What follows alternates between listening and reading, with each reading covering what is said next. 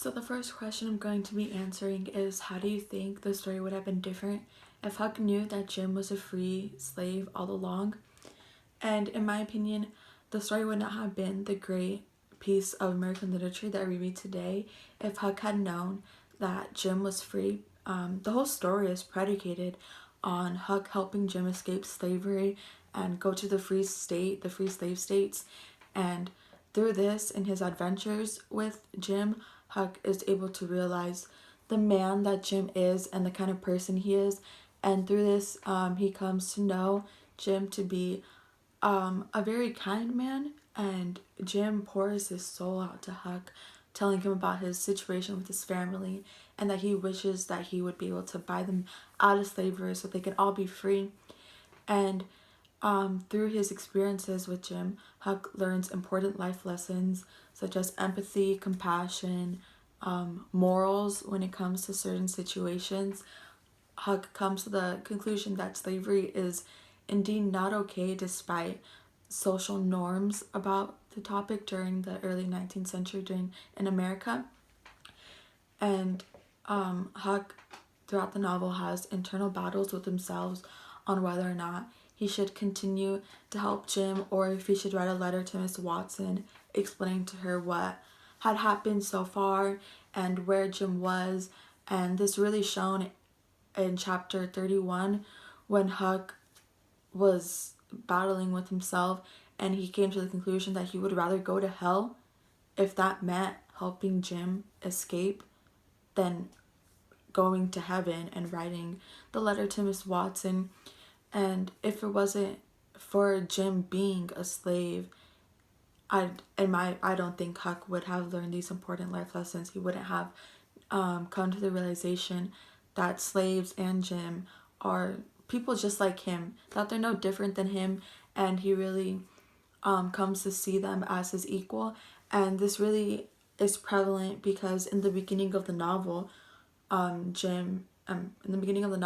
Huck refers to Jim as the N-word quite frequently, and as well as other slaves. And then towards the end, you see that this word starts to disappear and Huck is not using it as much. So if it weren't for Jim being indeed a slave, Huck would not have been able to come to the realization that people are people in the end and that he should have compassion and empathy for all. The next question I'm going to be answering is, what aspects of society is Twain mocking through the characters of the Duke and the King? And through these characters, Twain is mocking society's gullibility and ignorance. These two con men come into the novel and they tell Jim and Huck that they are lineage and descendants from royalty in England. And Huck and Jim, they take it in right away because they were previously talking about royalty in England. And Jim is surprised, but he still goes along with it. And they even refer to the two as your majesty, your royalty. And Twain also says that they also ask them how they can make them comfortable.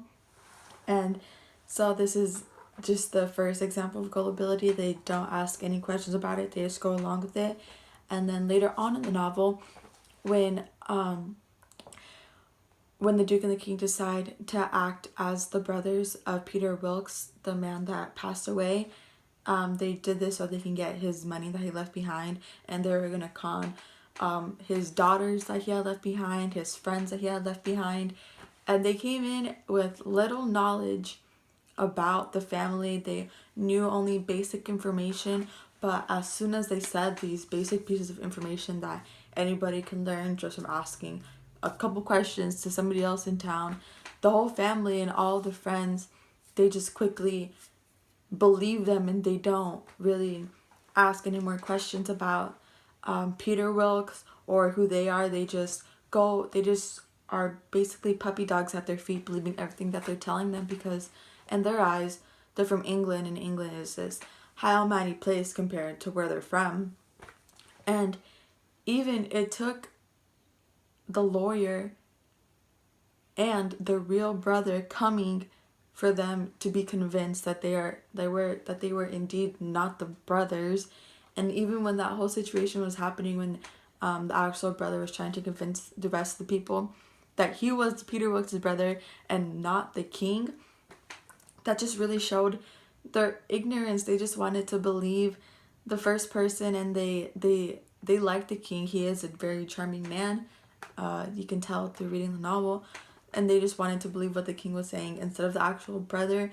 And they were just, the whole situation just really emphasized the gullibility. And this is what Twain was trying to mock in American society.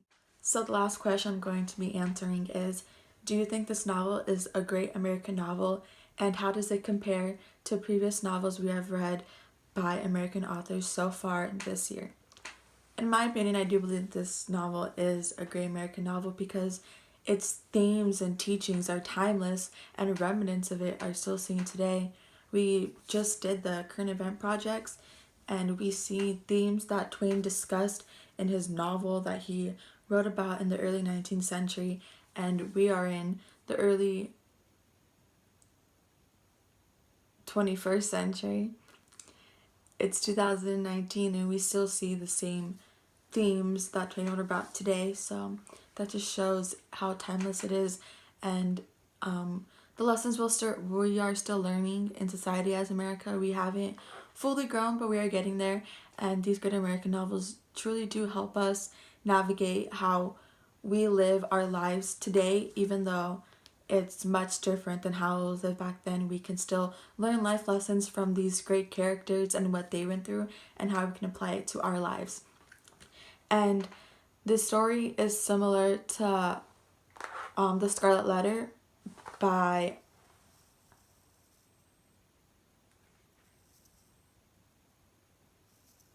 The Scarlet Letter by Nathaniel Hawthorne, in that both of these novels discuss the hypocrisy of society and how they treat outcasts. In Huck Finn, you have how they want Huck and other people to treat slaves when in fact they are not any different than they are. And then in The Scarlet Letter, you have the whole town being hypocrites and how they treat Hester Prynne. And both of these novels are great examples of hypocrisy because both of them are very religious. People that are being hypocrites are very religious, yet they go around and they treat other people not so kindly, and just makes you wonder how such religious people and people that are devoted to God can treat other people like this when God does not want this. And it's also very similar to Zora Neale Hurston's Their Eyes Were Watching God, because both of the main characters, Janie and Huck, go through a lot of events to figure out who they are and figure out their self-identity and who they are as a person. You have Janie, who went through 3 husbands and everybody in town criticizing her, but in the end she ends up knowing who she is and that she will be able to survive being a single woman in the time period she lives in. And then you have Huck, who, despite the social norms, go against it and help a man that who he knows is a genuinely kind person. And all of these characters, they go through events that shape their lives, and also anybody can take a piece and relate to it and apply to their lives and how they should go about living it and their morals. So I do believe that Adventures of Huckleberry Finn is a great American novel because everybody can relate to it. He's a teenage boy just like us, and we can see how he lived his life and how he was just a 13-year-old boy, but he was able to come to these revelations. And I know personally that I was really astonished by how he lived his life and how he helped Jim, because so many people were racist, and it was just admirable, and it was amazing to read how somebody could go against societal norms. So